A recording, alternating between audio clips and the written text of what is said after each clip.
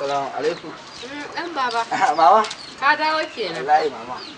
Na wuni. Lafiya lau. Na gajiya. Lafiya kalau ya. Ai na je asibitin nan ne wallahi gabaki ɗaya babu layi.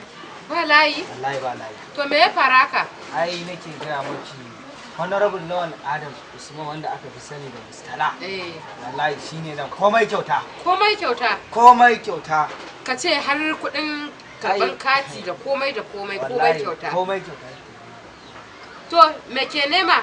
Wallahi yana neman sanatan Kaduna ta tsakiya. Sanatan Kaduna na tsakiya? To Allah ya bashi. To amin. Allah ya raba shi dai da makiya dai.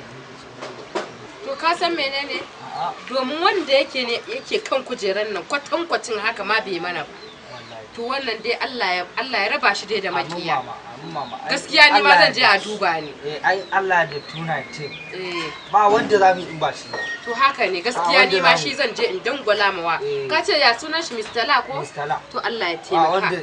Asibiti Yoyo muna maraba da zuwan kafarin gani. Lawal Adamu